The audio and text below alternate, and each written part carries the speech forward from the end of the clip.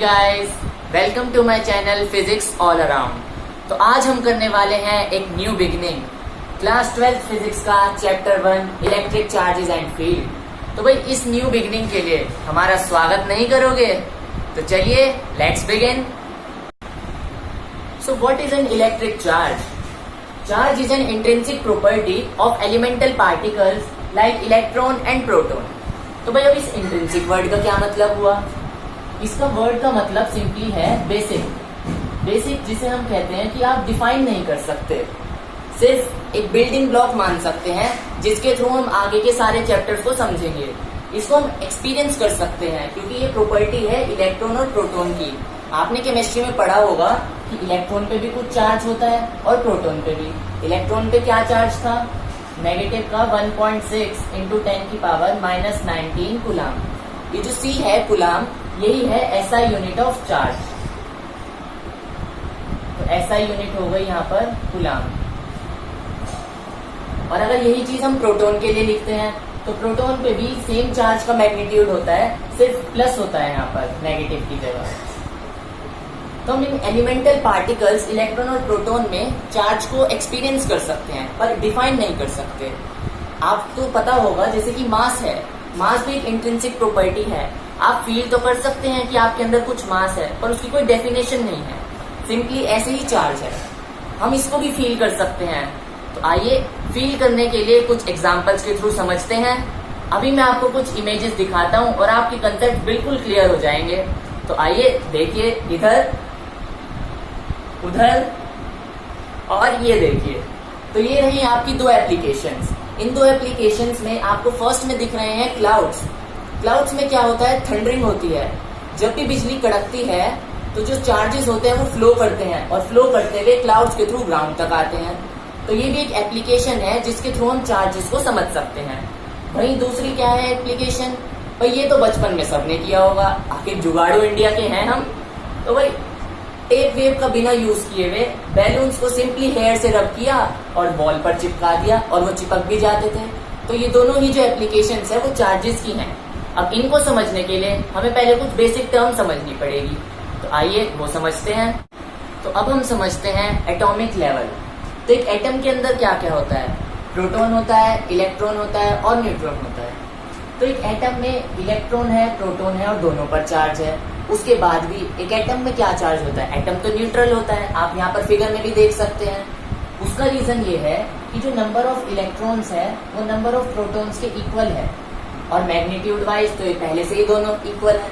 तो इस वजह से जो आपका नेट नेगेटिव चार्ज है वो इक्वल हो जाता है नेट पॉजिटिव के। और हमारा क्या कहेंगे हम? ओवरऑल जो चार्ज हो गया वो 0 हो गया। ओवरऑल चार्ज यहाँ पर 0 है।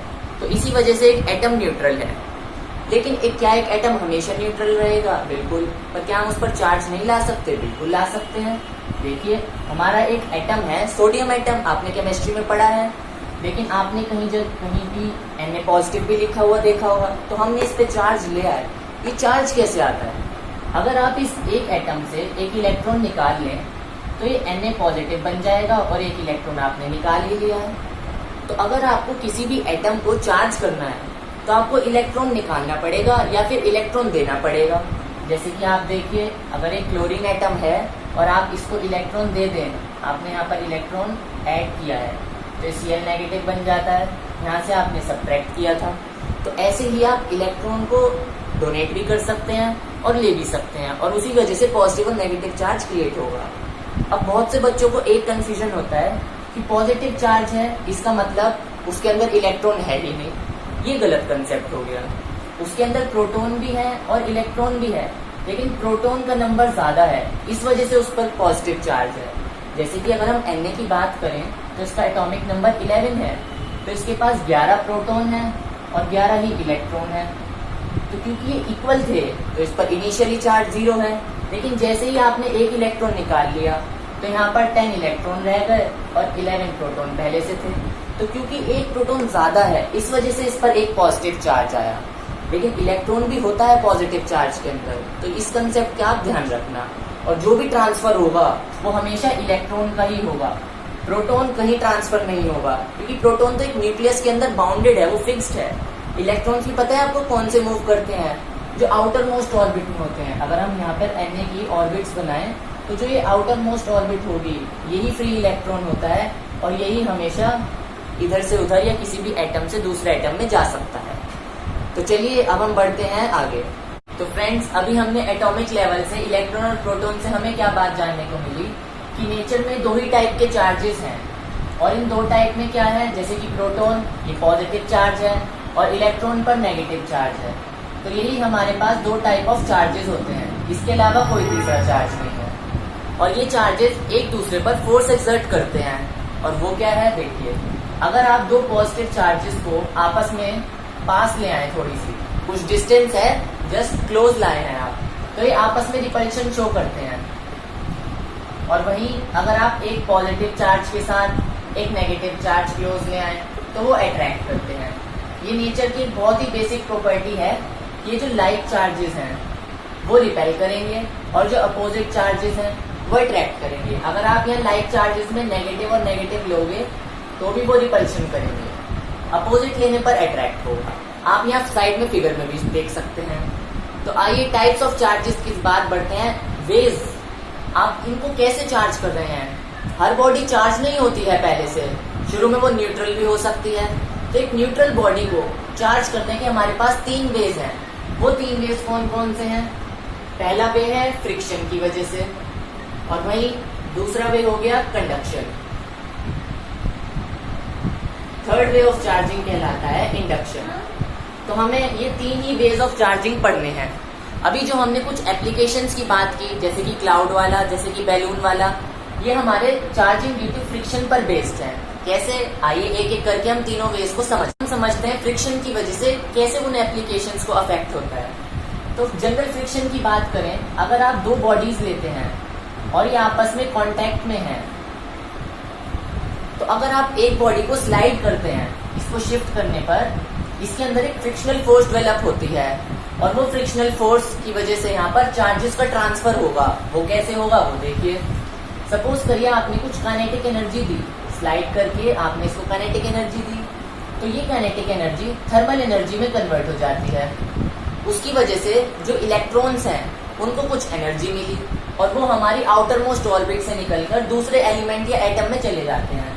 सपोज करें ये आपका एक एटम था, वही सोडियम वाला ले लीजिए। तो ये जो इसका आउटर मोस्ट इलेक्ट्रॉन है, अगर इसको एनर्जी आप देंगे तो ये इलेक्ट्रॉन बाहर निकल जाएगा सोडियम की ऑर्बिट से। तो इस एटम से या फिर इस एटम से, किसी भी एक एटम से या ये जो भी ब्लॉक्स हैं, इलेक्ट्रॉन निकलकर दूसरे में ट्रांसफर हो जाएगा। सपोज करिए इलेक्ट्रॉन ये ऊपर वाले ब्लॉक से निकला और नीचे वाले में आ गया। तो ऊपर वाले से क्योंकि इलेक्ट्रॉन चला गया तो ये हमारा पॉजिटिवली चार्ज हो गया और नीचे वाला नेगेटिवली चार्ज हो गया। यही केस होता है बैलून वाले में। देखिए ये था आपका बैलून, आपने इसको हेयर पर या किसी भी क्लॉथ पर रब किया, फ्रिक्शन की वजह से इलेक्ट्रॉन ट्रांसफर होगा। अब ये कैसे पता चलेगा कि इलेक्ट्रॉन किस से किस में ट्रांसफर होगा? वो आपको एक टेबल शो करूंगा मैं, आप यहाँ साइड में देख सकते हैं। ये डिपेंड करता है वर्क फंक्शन पर। वर्क फंक्शन जिसका कम होगा उसमें से इजीली इलेक्ट्रॉन दूसरे में निकल सकते हैं। इस केस में ऐसा पाया गया एक्सपेरिमेंटली कि इलेक्ट्रॉन्स जो हैं वो हेयर से निकलकर बैलून में चले जाते हैं। तो हेयर हमारे पॉजिटिवली चार्ज हो जाते हैं और बैलून नेगेटिवली चार्ज हो जाता है। ये इनकी अपनी अपनी टेंडेंसी है। अगर आप इनको चेंज करेंगे, डिफरेंट मटेरियल्स के साथ लेंगे, तो ये चार्जेस भी डिफरेंट हो सकते हैं, कोई फिक्स चार्ज नहीं है इनके ऊपर। तो अब अगर आप इस नेगेटिवली चार्ज को वॉल पर लेके आएंगे तो क्या होगा वो देखिए। एक हमारा कंसेप्ट होता है पोलराइजेशन का, इस एग्जाम्पल के साथ आपको वो भी समझ आ जाएगा। पोलराइजेशन ये कहता है कि अगर कोई भी न्यूट्रल है, न्यूट्रल जैसे कि ये वॉल थी, इसके ऊपर ना तो कोई पॉजिटिव चार्ज था और ना ही नेगेटिव चार्ज था, फिर भी इसके ऊपर चार्ज डेवलप हो जाता है। क्योंकि नेगेटिव चार्ज हम थोड़ी सी पास लाए तो इस साइड जो बैलून की क्लोज वाली साइड होगी उस पर पॉजिटिव चार्ज आ जाता है और यही जो इसकी अपोजिट चार्ज होती है उस पर नेगेटिव चार्ज आएगा। तो जितने पॉजिटिव है इस वॉल के अंदर उतने ही नेगेटिव है, तो ये ओवरऑल अभी भी न्यूट्रल है, ये चार्ज नहीं हुई है, लेकिन इसमें पोलराइजेशन हो गया है। अगर इस तरीके से चार्ज डिस्ट्रीब्यूट हो जाता है, पॉजिटिव एक साइड और नेगेटिव एक साइड, उसी प्रोसेस को हम पोलराइजेशन कहते हैं। तो क्योंकि ये नेगेटिव चार्ज है तो वो पॉजिटिव चार्ज को अट्रैक्ट करेगा तो इसकी वजह से ये जो बैलून है ये इसके साथ चिपक जाता है और आप इजीली बिना टेप के इसको वॉल पर चिपका सकते हैं। अब आपके मन में एक डाउट होगा कि भाई ये नेगेटिव चार्ज है तो ये भी तो नेगेटिव चार्ज है अपोजिट वॉल वाला, तो इसमें रिपल्शन भी होना चाहिए, ऐसा क्यों नहीं होता? उसका एक रीजन है, आप नेक्स्ट वीडियो में देखेंगे। कुलाम्ब्स लॉ ये कहता है कि जो चार्जेस के बीच की फोर्स होती है वो इनवर्सली प्रोपोर्शनल होती है इनके डिस्टेंस के स्क्वायर के, यानी कि आर स्क्वायर के। तो आप इन दोनों का अगर डिस्टेंस देखें तो ये कम है, अगर ये आर स्क्वायर की वैल्यू कम होगी तो फोर्स आपकी ज्यादा होगी। इसमें भी ऐसा ही है, ये जो अट्रैक्शन की फोर्स है डिस्टेंस कम होने की वजह से ये यहाँ पर ज्यादा है, तो इसमें क्या होता है, नेट अट्रैक्शन हो जाता है। तो ये थी हमारी पहली एप्लीकेशन जो आपने देखी थी। दूसरी एप्लीकेशन में क्या था, क्लाउड्स थे। तो अब देखते हैं कि क्लाउड्स में क्या होता है। तो देखिए क्लाउड्स का सिस्टम थोड़ा सा अलग है। इसमें स्मॉल क्लाउड्स पर तो पॉजिटिव चार्ज आ जाता है और लार्ज पर नेगेटिव। अब ये कैसे आया, ये थोड़ा एक्सपेरिमेंटली प्रूव्ड है, तो ये तो आपको याद ही रखना पड़ेगा। लेकिन क्या मतलब क्यों चार्ज आया, उसका रीजन वही फ्रिक्शन वाला है। क्या कोई भी क्लाउड है, सपोज करिए चाहे वो बड़ा हो या छोटा, उसके आसपास एयर तो फ्लो करेगी। तो जब एयर और क्लाउड्स आपस में मोशन करते हैं तो उनके बीच में भी कुछ फ्रिक्शन हो जाता है और उस फ्रिक्शन की वजह से इलेक्ट्रॉन्स ट्रांसफर होते हैं। तो अगर स्मॉल क्लाउड होगा तो इस पर पॉजिटिव चार्ज आना है, तब उस केस में इलेक्ट्रॉन क्लाउड से निकलकर एयर में चला जाएगा, और वहीं लार्ज क्लाउड्स के लिए एयर से क्लाउड में आ जाएगा। तो लेकिन ये सब जो क्लाउड्स में होता है ना, वो फ्रिक्शन की वजह से होता है। अब क्योंकि जो क्लाउड्स हैं वो खुद पॉजिटिव और नेगेटिव चार्जेस में डेवलप हो चुके हैं, तो अब थंडरिंग कैसे होती है। जो आपका ग्राउंड है, ग्राउंड को क्या हम कहते हैं, ओशन ऑफ इलेक्ट्रॉन्स। आप इसमें कितने भी इलेक्ट्रॉन्स डाल भी सकते हैं और इससे ले भी सकते हैं। तो ऐसे ही क्या होता है कि जो इलेक्ट्रॉन्स होंगे वो सीधा यहाँ से थंडरिंग के रूप में ट्रेवल करकर ग्राउंड में पहुंच जाते हैं, और यही हमारी थंडरिंग का फेनोमेना है।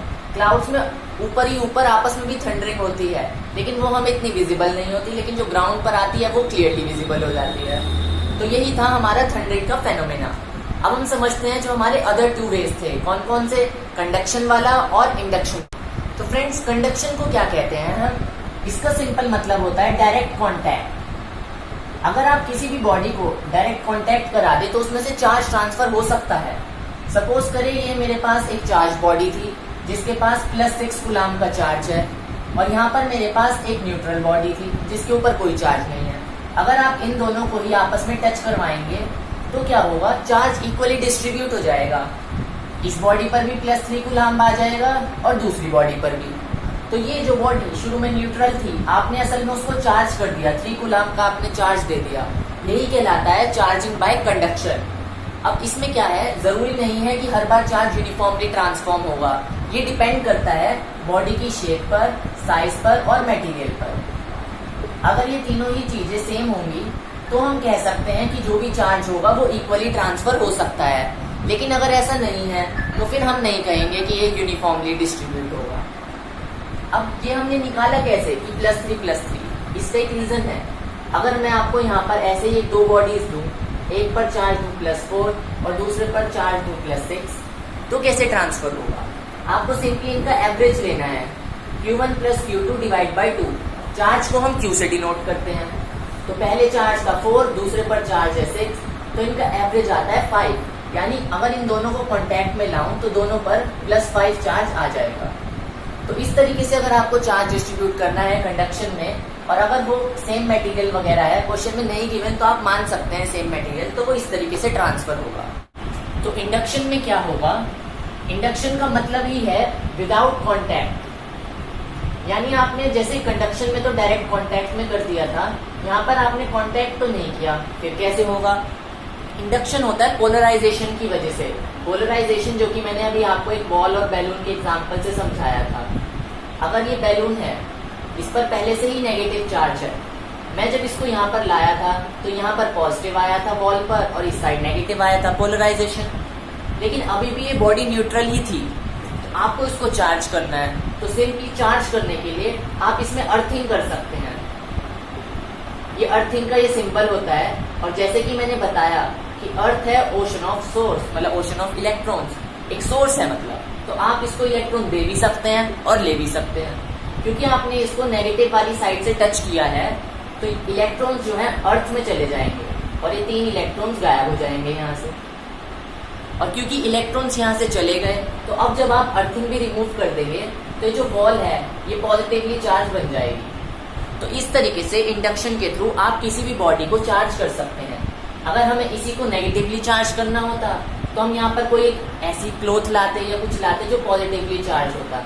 जैसे कि अगर मैं यहाँ पर एक ग्लास रोड ले आऊँ, ग्लास रोड पॉजिटिव चार्ज हो सकता है अगर मैं उसको सिल्क से रब कर लाया हूँ। तो मैंने जो टेबल शो की थी आप उसमें देखिए कि ग्लास जो है वो उस टेबल में थोड़ी सी ऊपर है और जो चीज़ ऊपर होगी वो पॉजिटिव होगी और जो सिल्क था उस पर नेगेटिव चार्ज आ जाता है। तो आप वो टेबल याद कर सकते हैं या फिर कुछ पर्टिकुलर जो भी आपकी ग्लास या सिल्क है उनके लिए भी याद कर सकते हैं।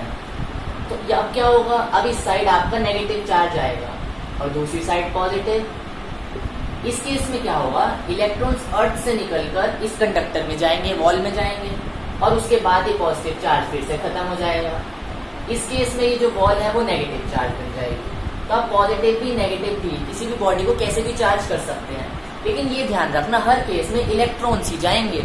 ऐसा नहीं है कि प्रोटॉन अर्थ के अंदर आ गए, इलेक्ट्रॉन अर्थ से निकलकर वॉल के अंदर आ गए, इस वजह से वो चार्ज है न्यूट्रलाइज हो गया। अब इसमें आप क्या देखिए, इसमें अब हम पढ़ते हैं चार्ज की कुछ प्रॉपर्टीज, 3 प्रॉपर्टीज, एडिशन की, हमारी कंजर्वेशन की और तीसरी है क्वांटाइजेशन की।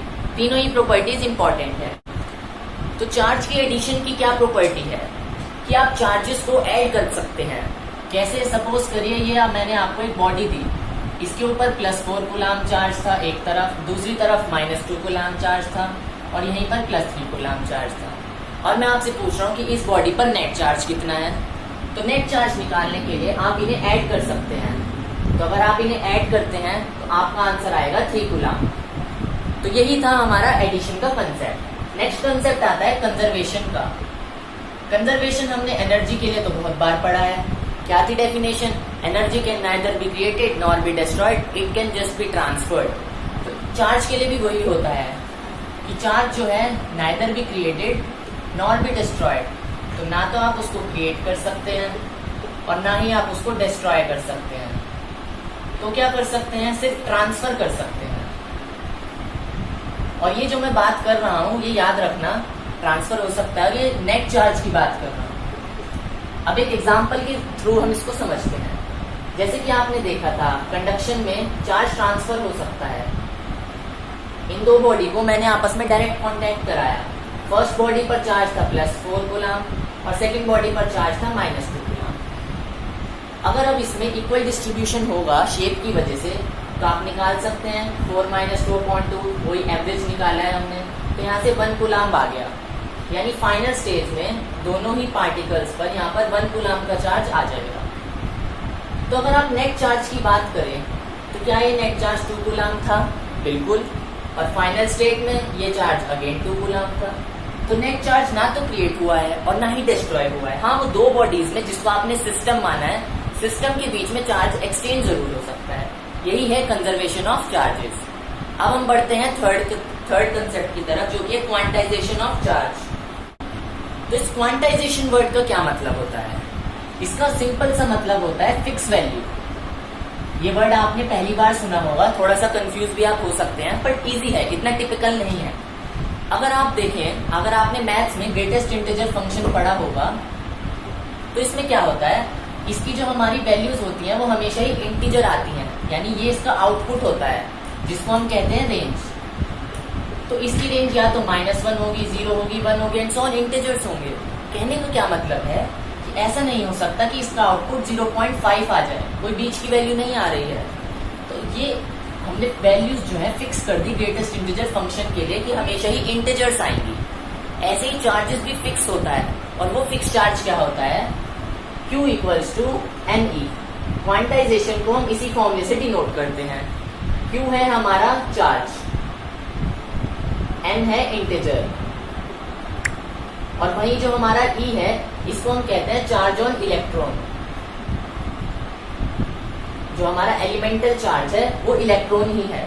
इलेक्ट्रॉन और प्रोटॉन को हम एलिमेंटल चार्ज कहते हैं। इसका मतलब ये नहीं है कि यही स्मॉलेस्ट चार्ज है। अब मॉडर्न फिजिक्स में अगर आप पढ़ेंगे तो क्वार्क्स होते हैं। ये जो क्वार्क्स हैं ये इलेक्ट्रॉन और प्रोटॉन से भी छोटे चार्जेस होते हैं, लेकिन वो एलिमेंटल नहीं है। तो ई क्या है, इलेक्ट्रॉन का चार्ज है, और प्रोटॉन और इलेक्ट्रॉन को ही हम एलिमेंट मानते हैं, एलिमेंटल चार्जेस मानते हैं। चार्जेस ये भी और स्मॉलेस्ट है बल्कि इलेक्ट्रॉन और प्रोटॉन से। तो एन यहाँ पर इंटीजर है, क्यू नेट चार्ज है, और वो इलेक्ट्रॉन पर चार्ज है। हम इसको डिफाइन कैसे करते हैं? क्वांटाइजेशन एक प्रॉपर्टी है। क्वांटाइजेशन क्या है? प्रॉपर्टी है जो एक्सप्लेन करती है। ये प्रॉपर्टी आपको एक्सप्लेन करेगी कि जो बॉडी है उस पर जो चार्ज होगा, चार्ज ऑन बॉडी जो होगा वो हमेशा ही इंटीग्रल मल्टीपल होगा, integral multiple of charge on electron. यही हमारा कहलाता है क्वांटाइजेशन ऑफ चार्ज। तो आप देखिए ये एक प्रॉपर्टी है, ये एक्सप्लेन करती है चार्ज ऑन बॉडी जो कि होगा हमेशा ही integral multiple on any electron. इससे क्वेश्चन क्या आता है, आपको वो कोई भी चार्ज देगा, सपोज करिए आपको उसने चार्ज दिया 6.4 इंटू 10 की पावर -19 कूलम, और ये वो पूछता है कि क्या किसी भी बॉडी पर इस अमाउंट का चार्ज हो सकता है। उसको हम क्वांटाइजेशन के फॉर्मूले से ही निकालते हैं। हमें ई का चार्ज तो पता ही है, क्या 1.6 इंटू 10 की पावर -19 कूलम, ये नेगेटिव है। तो अगर आप फॉर्मूला लगाएं Q इक्वल्स टू एन वाला, यहाँ से n की वैल्यू क्या आती है, Q अपॉन ई। इसको आप कैलकुलेट करें, या आपकी चार्ज की गिवन वैल्यू थी। कंसेप्ट के हिसाब से Q जो है वो इंटीग्रल मल्टीपल होना चाहिए, यानी अगर किसी बॉडी पर इस अमाउंट का चार्ज संभव है, पॉसिबल है, तो ये n की वैल्यू इंटीजर आनी चाहिए। देखते हैं हम ये इंटीजर आएगी या नहीं। तो हम जब इसको थोड़ा सा सॉल्व करते हैं तो देखिए आंसर आएगा 4 एक इंटीजर है। इससे हमें पता चला कि किसी भी बॉडी पर इस अमाउंट का चार्ज हो सकता है। वो आपको इसी तरीके से पूछेगा, आपको n की वैल्यू निकालनी है, अगर इंटीजर आए तो पॉसिबल है, नहीं तो नहीं है। ऐसे ही अब हम एक एनसीईआरटी का एग्जांपल लेते हैं। तो फ्रेंड्स ये है हमारा एनसीईआरटी का क्वेश्चन। इसमें हमें पॉजिटिव और नेगेटिव चार्ज पूछा है इन ए कप ऑफ वाटर। तो वाटर का फॉर्मूला क्या था, थोड़ी सी केमिस्ट्री का यहाँ पर यूज होगा, H2O। तो ये हम बात कर रहे हैं एक मॉलिक्यूल की। एक मॉलिक्यूल ऑफ H2O में 2 हाइड्रोजन एटम है और 1 ऑक्सीजन एटम है। अगर हम पॉजिटिव और नेगेटिव चार्ज जानना चाहते हैं तो हमें प्रोटॉन और इलेक्ट्रॉन पता होने चाहिए, वही हम कैलकुलेट कर रहे हैं। एक हाइड्रोजन की अगर हम बात करें तो उसमें 1 प्रोटॉन और 1 इलेक्ट्रॉन होगा। वहीं अगर हम एक ऑक्सीजन एटम की बात करें तो उसमें 8 प्रोटॉन और 8 ही इलेक्ट्रॉन होंगे। क्योंकि यहाँ पर 2 हाइड्रोजन एटम है तो यहाँ पर 2 प्रोटॉन होंगे और ऑक्सीजन के लिए 8 प्रोटॉन, यानी दोनों ही केस में 10 प्रोटॉन और 10 इलेक्ट्रॉन होंगे हमारे 1 मॉलिक्यूल ऑफ H2O में। लेकिन हमें क्वेश्चन में कहीं नहीं कहा कि हमें एक मॉलिक्यूल के लिए निकालना है, हमें तो एक कप ऑफ वाटर दिया है। तो कप ऑफ वाटर के लिए वॉल्यूम फिक्स होता है, ये आप याद कर सकते हैं, और वो वॉल्यूम होता है 250 ml का। आपको डेंसिटी तो पता ही होगी वाटर की, उसने मेंशन किया ही है कि ये वाटर है, तो आप 1 ग्राम पर मिलीलीटर एज्यूम कर सकते हैं। तो यहाँ से हमने मास निकाल लिया, वॉल्यूम इंटू डेंसिटी। तो अगर आप इसको सॉल्व करेंगे तो ये 250 ग्राम आ गया। ये मास क्या है, ये है गिवन मास। अब आपको यहाँ पर अगेन मोल्स का कंसेप्ट लगाना पड़ेगा क्योंकि आपको नंबर ऑफ मॉलिक्यूल्स कैलकुलेट करने हैं। तो आपके पास ये गिवन मास है। हाइड्रोजन के लिए मॉलिक्यूलर मास हमको पता ही होता है 18 ग्राम पर मोल। ये कैसे आता है, हाइड्रोजन के लिए 2 होता है और ऑक्सीजन के लिए 16 होता है मॉलिक्यूलर मास। क्योंकि ये 2 एटम थे इसलिए यहाँ पर 2 है, एक हाइड्रोजन के लिए तो 1 ही होता है। तो यहाँ से हमने नंबर ऑफ मोल्स निकाले, given mass upon molecular mass. ये क्या आया, 250 अपॉन 18। लेकिन ये तो मोल्स हैं, हमें मॉलिक्यूल्स चाहिए। तो मॉलिक्यूल्स निकालने का फॉर्मूला है number of moles into Avogadro number. Avogadro number तो हम सबको पता ही होता है, और वो क्या है 6.023 इंटू 10 की पावर 23। तो आपको इसको कैलकुलेट करना है, नंबर ऑफ मोल्स मिल जाएंगे। अब आपको क्या क्या गिवन है, एक मॉलिक्यूल में 10 प्रोटॉन होते हैं। ये वैल्यू आप कैलकुलेट कर लेना, ये मैं आपके लिए होमवर्क छोड़ रहा हूँ। तो अगर सपोज करिए हमारे पास n मॉलिक्यूल है तो हमारे पास कितने प्रोटॉन हुए, 10 np प्रोटॉन हो गए। अब आप यहाँ पर चार्ज निकालना है, हमें नंबर ऑफ प्रोटॉन और नंबर ऑफ इलेक्ट्रॉन तो पता चल गए। तो एक प्रोटॉन पर क्या चार्ज कितना होता है, 1.6 इंटू 10 की पावर -19 कूलम। तो आपको जस्ट इस क्वेश्चन में अपनी वैल्यूज पुट करनी है n की और p की। तो नंबर ऑफ, अगर आपको चार्ज निकालना है, ये हम निकाल रहे हैं पॉजिटिव चार्ज, तो आपने 10 इंटू जो भी वहां से n आएगा, यहाँ तक मुझे लगता है इस n की वैल्यू 8.4 समथिंग आएगी आपकी, वो आप कैलकुलेट कर सकते हैं। तो यहाँ पर आपने वो वैल्यू पुट कर दी, और क्या पुट किया, 1.6 इंटू 10 की पावर माइनस 19। तो इसको कैलकुलेट कर कर आपका अप्रॉक्स 1.7 इंटू 10 की पावर माइनस 7 इसके आसपास आ जाना चाहिए। ये कैलकुलेशन पार्ट है, आप खुद कर सकते हैं। इस क्वेश्चन को बताने का मकसद यही था कि आप पॉजिटिव और नेगेटिव चार्ज निकालने के लिए कई बार नंबर ऑफ मॉलिक्यूल से डील करना पड़ सकता है, ये याद रखना। तो आई होप कि आपको ये सारे कंसेप्ट समझ आए होंगे। फर्स्ट वीडियो में इतना ही इंट्रोडक्शन, नेक्स्ट वीडियो में हम पढ़ेंगे कूलम्ब्स लॉ और उसके बहुत ही इंपॉर्टेंट क्वेश्चंस। तो तब तक के लिए आप बने रहें मेरे साथ। इस वीडियो को लाइक जरूर करना, सब्सक्राइब करना, और मुझे आप इंस्टाग्राम पर फॉलो भी कर सकते हैं। Thank you.